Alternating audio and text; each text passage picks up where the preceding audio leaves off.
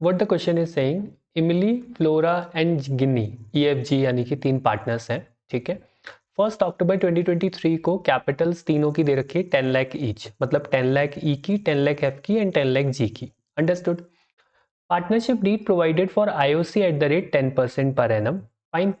Firm earned a net profit of rupees 7,50,000 for the year that ended 31st March 2024.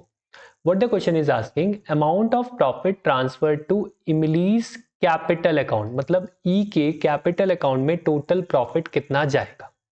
Understood, ठीक हो गई बात। 7,50,000 profit earn किया है फर्म ने।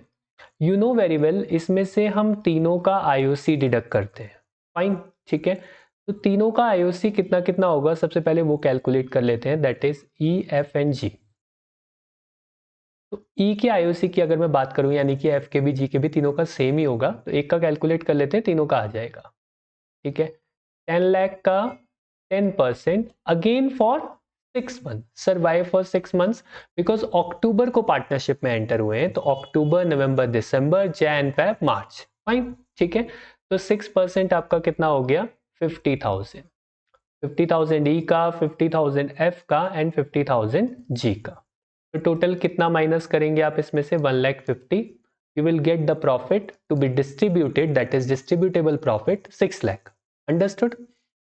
6 लाख को डिस्ट्रीब्यूट करेंगे किस रेशियो में, हमें तो रेशियो बताया ही नहीं है, तो इक्वली सिंपल, तो 6 लाख इंटू 1/3, दैट इज 1:1:1 हो जाएगा, इक्वल रेशियो EFG तीनों का, है ना, क्योंकि गिवन नहीं है हमें कुछ भी रेशियो। फाइन, तो हर एक का प्रॉफिट कितना आप ट्रांसफर करोगे उसके कैपिटल अकाउंट में, दैट इज 2 लाख। तो option A will be the correct answer.